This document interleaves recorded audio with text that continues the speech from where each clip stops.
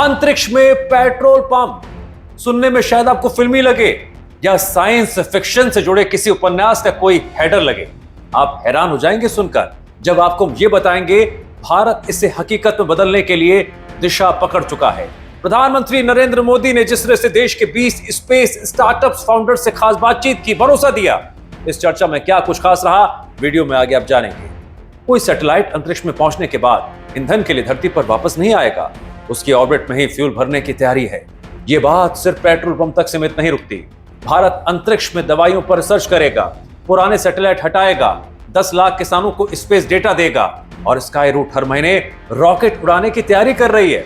प्रधानमंत्री नरेंद्र मोदी से मिले स्पेस स्टार्टअप्स के फाउंडर्स ने भारत के स्पेस सेक्टर की ऐसी तस्वीर सामने रखी जिसमें आने वाले वक्त की कई बड़ी तकनीकें दिखाई दे रही हैं। किसी सैटेलाइट को अंतरिक्ष में भेजने में करोड़ों रुपए खर्च होते हैं। सैटेलाइट अपनी जगह पहुंचकर सालों तक काम करता है।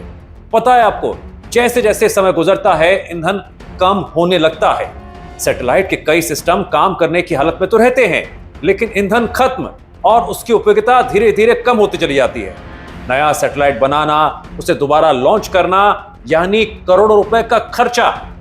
स्पेस रिफ्यूलिंग की तकनीक अगर सफल हो गई, तस्वीर पूरी तरह से बदल जाएगी। एक सर्विस व्हीकल सैटेलाइट तक पहुंचेगा, सैटेलाइट के साथ डॉक करेगा, ईंधन को ट्रांसफर होगा, सैटेलाइट दोबारा काम करने लगेगा।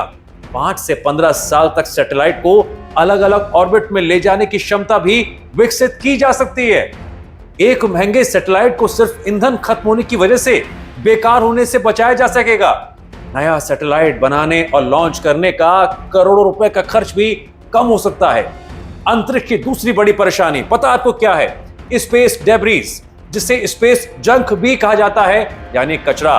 पुराने सैटेलाइट, रॉकेट के हिस्से, टूटे हुए उपकरण, ये सभी पता है दोस्तों, पृथ्वी कक्षा के घूम रहे हैं, चक्कर लगा रहे हैं। रफ्तार इतनी ज्यादा होती है, छोटा सा टुकड़ा भी किसी सक्रिय सैटेलाइट से टकरा जाए ना तो बड़ा नुकसान हो सकता है। भारतीय स्टार्टअप्स ऐसे सिस्टम तैयार कर रहे हैं जो पुराने सैटेलाइट को पकड़ सकें, उनकी ऑर्बिट को बदल सकें। स्पेस डेब्रिस को हटाने की तकनीक आने वाले वक्त में बेहद कारगर और उपयोगिता वाली हो सकती है। किसी सैटेलाइट का काम खत्म हुआ, उसे अंतरिक्ष में यूं ही छोड़ देना सुरक्षित नहीं होगा। अब आते हैं दवाइयों वाली बात पर। आपको पता है कि अंतरिक्ष में ग्रेविटेशनल फोर्स बहुत कम होता है। माइक्रोग्रेविटी में प्रोटीन और दूसरे जैविक पदार्थों पर अलग तरह के प्रयोग किए जा सकते हैं। भारतीय कंपनियां स्पेस में फार्मा रिसर्च की तैयारी कर रही हैं। ऐसे प्रयोग नई दवाइयों और मेडिकल रिसर्च के लिए नई नई संभावनाएं खोल सकती हैं। धरती पर किसी दवा को तैयार करने और उसकी जांच करने में काफी लंबा वक्त लगता है। अंतरिक्ष का अलग वातावरण वैज्ञानिकों को कुछ प्रयोगों के लिए नई परिस्थितियां दे सकता है। खेती और किसान, इस पर क्या हो सकता है? जानकारी के मुताबिक करीब 10 लाख किसानों तक सैटेलाइट डेटा पहुंचाने की तैयारी है। खेत में मिट्टी की नमी कितनी है, फसल की मौजूदा हालत कैसी है, मौसम का असर कहां ज्यादा पड़ सकता है, सैटेलाइट से ऐसी जानकारियां जल्द से जल्द जुटाई जा सकती हैं, किसानों तक पहुंचाई जा सकती हैं। किसान को फसल से जुड़े फैसले ज्यादा सटीक डेटा के आधार पर लेने में बहुत मदद मिलेगी। अंतरिक्ष की तस्वीर में इंसानी टैलेंट भी जुड़ रहा है। एक और बड़ी बात, अमेरिका और यूरोप में काम कर रहे भारतीय इंजीनियर्स भारत लौटकर स्पेस स्टार्टअप से जुड़ रहे हैं। दुनिया की बड़ी टेक और स्पेस कंपनियों में काम कर चुके इंजीनियर्स का अनुभव अब भारतीय कंपनियों के काम आ रहा है। प्रधानमंत्री नरेंद्र मोदी ने ऐसा माहौल बनाने की जरूरत बताई है जहां दुनिया का टैलेंट स्पेस सेक्टर में करियर बनाने के लिए भारत का रुख करे। भारतीय कंपनियों को विदेशी ग्राहकों से नए लॉन्च कॉन्ट्रैक्ट भी मिल रहे हैं। पिछले 1 महीने की बात करें तो भारतीय स्पेस स्टार्टअप्स को 8 नए लॉन्च कॉन्ट्रैक्ट मिले हैं और ज्यादातर ग्राहक विदेशी हैं। कम लागत, भारतीय इंजीनियरिंग टैलेंट भारतीय कंपनियों को ग्लोबल स्पेस मार्केट में जगह दिला रहे हैं।